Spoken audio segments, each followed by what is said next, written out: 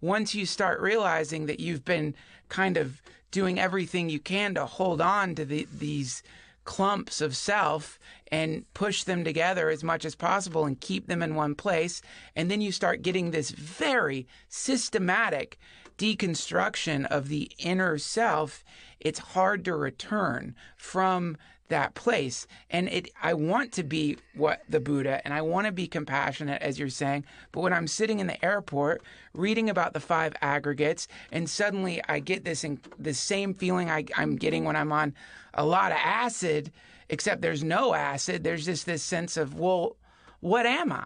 I want to be something. I don't want to, I'm afraid. Well, the beautiful thing is that you're something and nothing. To say you're nothing misses the reality. To say you're something also misses the reality. This great Tibetan Lama, Kalu Rinpoche, said, you live in illusion and the appearance of things. There is a reality, but you do not awaken to it. When you see it, you will realize you are nothing. And being nothing, you are everything. That is all.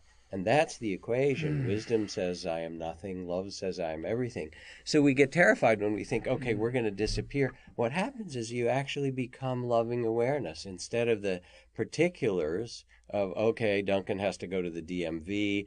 Duncan has to pay his damn taxes and he didn't save enough money. Are you bugging my phone? That's right. Duncan's girlfriend is upset with him because ... I won't do that. It's so eerie. She is lovely, I have to say. But Thank anyway, you.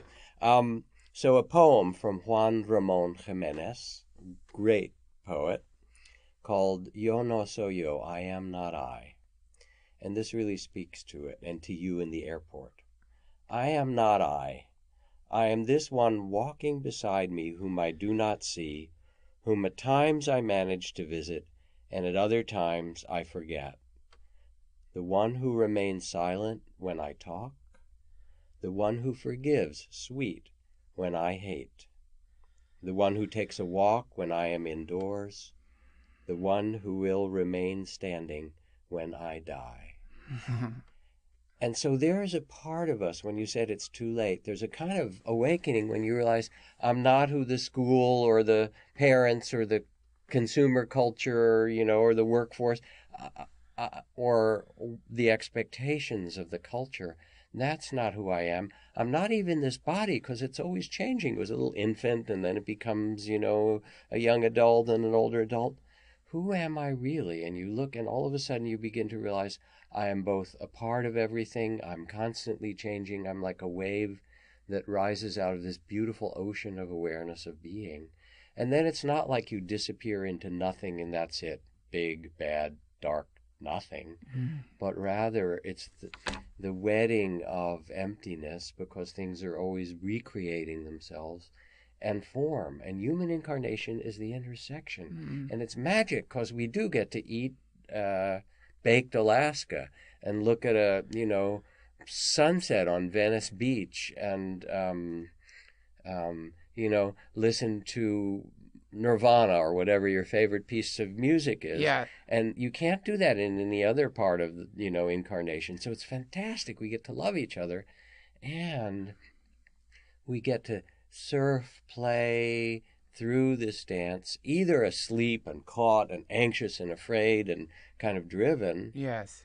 Or then we take a spiritual practice and we make it a new grim duty. I'm going to make myself enlightened. Spare your friends and family. Or we realize that who we are is love, is loving awareness that connects us with everything. We are my teacher called us the one who knows.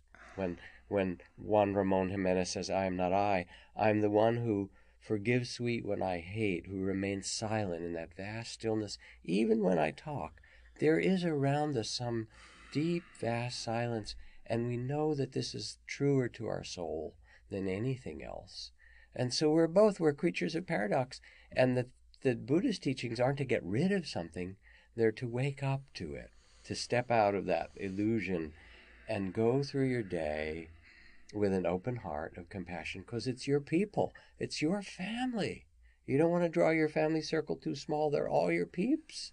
They're all your loves. To go through with an open heart and enough of a kind of open, quiet mind that you say, aren't we in this amazing dance? And yes, sometimes bad shit happens, and then I need to really center myself and remember that I am the Buddha. I am the Bodhisattva of compassion, and I know how to deal with this, because we do when we really dive deep.